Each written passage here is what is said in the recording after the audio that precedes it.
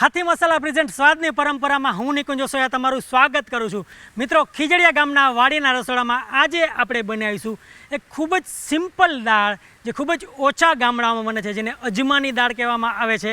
ખૂબ જ ઓછી સામગ્રી એટલે કે ખૂબ જ ઓછા ઇન્ગ્રેડિયન્ટ્સમાં બની જશે।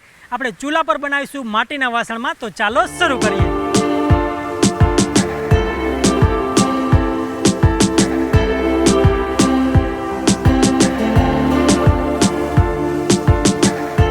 હંમેશાની માફક આપણે આપણી રસોઈની શરૂઆત છે એ ચૂલો પ્રગટાવીને કરીશું।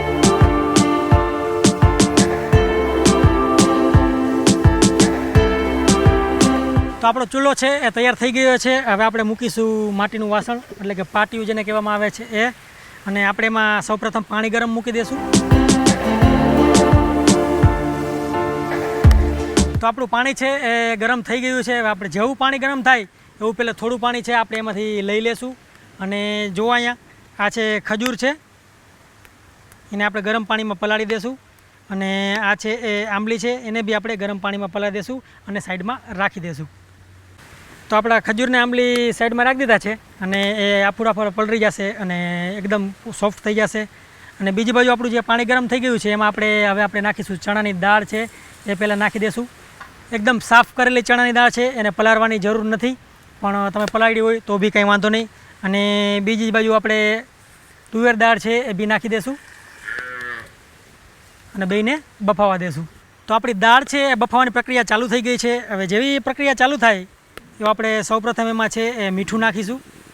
સ્વાદ પ્રમાણે આપણે મીઠું નાખી દઈએ અને આપણે હળદર બી નાખીશું, જેથી દાળનો કલર છે એકદમ પીળો આવી જાય, આપણે જેવો જોઈએ છે એવો। સ્વાદ પ્રમાણે મીઠું અને જરૂરિયાત પ્રમાણે હળદર તમે નાખી શકો છો। તો આપણી દાળ છે અહીંયા બફાઈ રહી છે, ત્યાં સુધીમાં આપણે આપણા ભાતની તૈયારી કરી લઈએ। આપણે અહીંયા બાસમતી રાઈસ લઈ લીધા છે, એટલે કે બાસમતી ચોખા, અને આપણે એમાં પાણી નાખીને એને પલાળી દેશું એટલે એને પાકવામાં ખૂબ જ સરળતા રહે। હવે આપણી દાળ છે એ મારે જેવી જોઈએ છે એવી બફાઈ ગઈ છે। દાળને મિત્રો હંમેશા એ રીતે તમારે બાફવાની કે જે દાળ હોય એ ફાટવા માંડે ત્યારે જ તમારે એને લઈ લેવાની છે। એને એટલી બધી નથી બાફવાની કે સાવ લોંદા જેવી થઈ જાય કે સાવ એકદમ ઘાટું રબડું થઈ જાય। જો તમે એ રીતે દાળ બનાવશો, એક બાજુ પાણી હોય ને એક બાજુ દાળ હોય, પણ દાળ ફાટેલી હોય તો એનો ટેસ્ટ છે એ ખૂબ જ જોરદાર આવશે। હવે આપણે ઉતારી લઈએ, સાઈડમાં રાખી દઈએ અને બીજી બાજુ આપણે છે એ ભાતની તૈયારી કરીશું।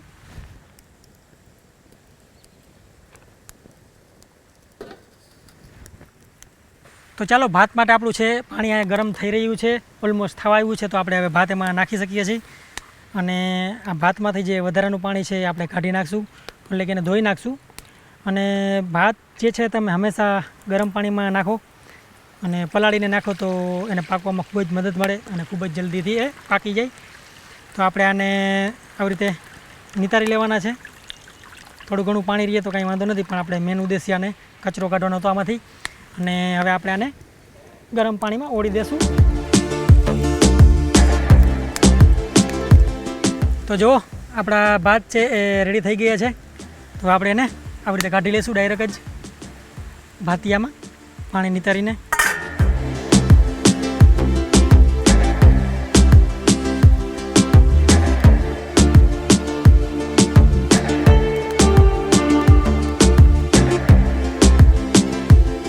હવે બીજી બાજુ આપણે છે વઘારની તૈયારી કરીશું।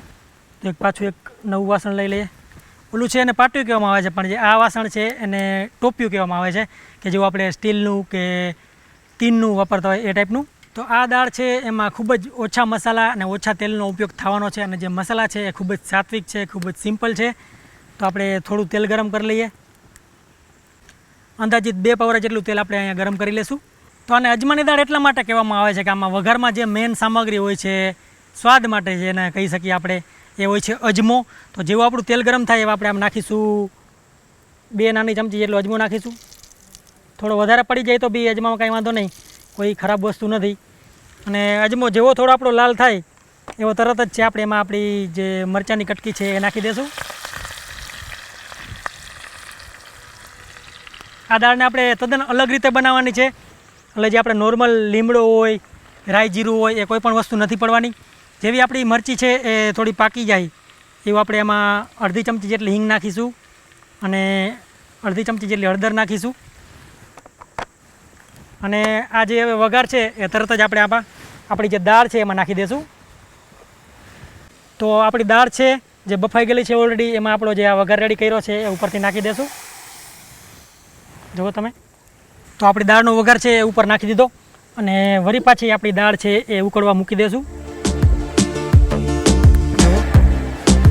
અને એકવાર આપણા વઘારને છે એ સારી રીતે મિક્સ કરી લઈએ દાળમાં, આ રીતના.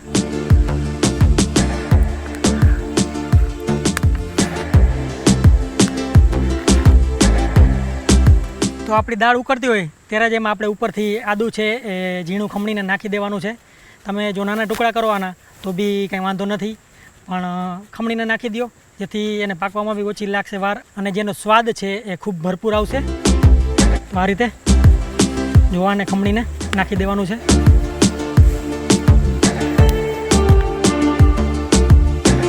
તો આપણી દાળ છે એ ઉકળી રહી છે, એમાં આપણે જરૂરી વસ્તુ હતી પહેલાં જ નાખી દીધી જે થોડી પકવવાની હોય, પણ આપણે તમને યાદ હોય તો જો આપણે ખજૂર અને આંબલીને બેને પલાળ્યા હતા ગરમ પાણીમાં, એ નાખવાનો વારો આવી ગયો છે. તો ચાલો આપણે શું કરીશું હવે, આવી રીતે ખજૂર છે એને પલાળ્યો હતો એને આવી રીતે આપણે ગાળી લેશું. એનો ખાલી સારો પલ્પ છે એ જ જવા દેશું, બાકી છાલ છે એની એ નહીં જવા દઈ. આવી રીતે કરીને તમે તો જુઓ, આ રીતે આપણે દબાવીને ખજૂરનો તમામ જે પલ્પ છે એ નાખી દેવાનો છે. જો તો આપણે ખજૂર છે એક એનું આપણે એક સ્વાદ જોઈએ છે, એની એક ખાસ જે ખુશ્બુ હોય છે એ આમાં જોઈએ છે, પણ આપણે સાથે સાથે જે મીઠાશ માટે છે આમાં થોડો ગોળ બી નાખીશું. જો અને ખટાશ માટે આમાં આપણે બે વસ્તુ નાખીશું, એક છે આંબલી અને એક છે લીંબુ. બેયની ખટાશ છે હકીકતે અલગ હોય છે, તો આપણે જે આંબલી હોય છે એને બી આપણે એનું પાણી છે આવી રીતે નિતારી લેશું. જુઓ તમે, આવી રીતે ચમચાના મદદથી તમે એને પ્રેસ કરી અને એનો જે પલ્પ હોય એ દાળમાં હોય છે, બાકી બધો કચરો નીકળી જાય. આપણી આંબલી છે આવી રીતના કાઢી લેવાની અને એ પણ નાખી દેવાની. તો આપણે ખટાશ માટે આંબલી નાખી દીધી, પણ હજી એક લીંબુની ખાસ ખટાશ અને એની એક સુગંધ હોય છે એ બી આપણે આ દાળમાં લઈ આવીશું, તો એના માટે બી હું લીંબુ કાપી લઈશ.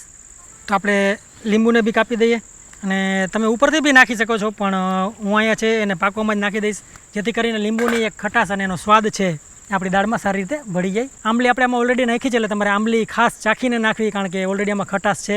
તો લીંબુ તમારે કેટલું નાખવું એ તમારા પર્સનલ ટેસ્ટ ઉપર આધાર રાખે છે. તો આપણી દાળ પણ રેડી થઈ ગઈ છે, આપણે પીરસવાની તૈયારી કરીએ. ચાલો તો સૌપ્રથમ તો આપણે થાળીમાં ભાત લઈ લઈએ. આવી રીતે એકદમ સિમ્પલ રીતે આપણે એને સર્વ કરીશું. અને પહેલાં બી તમે મારા દાળ ભાતના એના વિડીયોમાં જોયું છે, દાલ પાલક છે, મેથીની દાળ છે, મેં જે વિડીયો બનાવ્યા હતા એમાં બી આ રીતે આપણે એકદમ સિમ્પલ અને સરળ રીતે આને પીરસું હતું. આ દાળ છે જનરલી ખાસ શિયાળામાં તો બહુ જ મજા આવે છે. ઉનાળામાં બી કંઈ વાંધો નથી જો આ દાળ તમે બનાવો, પણ શિયાળામાં છે આને ખાવાની ખાસ મજા આવશે, કારણ કે આમાં જે અજમાની ગરમાહટ હોય એ તમને ખૂબ જ એનાથી સારું ફીલ થશે, ખાસ કરીને શિયાળામાં. પણ ઉનાળામાં બનાવો તો બી વાંધો નહીં, અજમો તો તમારા જરૂરિયાત પ્રમાણે નાખી લો, પણ આમાં જે મેઇન ફ્લેવર છે એ અજમાનો જ છે. તો આવી રીતે આપણે ભાતને થાળીમાં રાખી દીધા બાદ આપણી દાળ છે આવી રીતે જો એકદમ સિમ્પલ રીતે આપણે ઉપર નાખી દઈશું.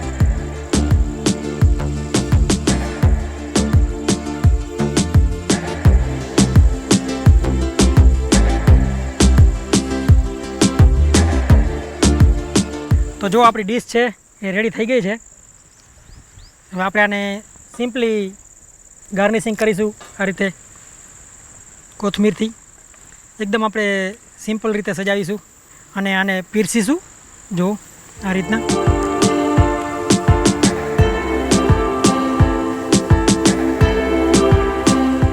એકદમ સિમ્પલ, સરળ, શુદ્ધ અને સાત્વિક કાઠિયાવાડી સ્ટાઇલમાં જે ગામડાની ખૂબ જ અલગ રેસીપી છે, ખૂબ જ ઓછી જગ્યામાં બને છે. મને ખાસ આશા છે અને વિશ્વાસ છે કે આ રેસીપી તમને ખૂબ જ ગમશે. મિત્રો, ફરી મળીશું સ્વાદની પરંપરામાં એક આવી જ રેસીપી સાથે અને જાળવી રાખશું આપણી પરંપરાને. ત્યાં સુધી આવજો. Thank you so much. Bye bye. Take care. Thank you for watching.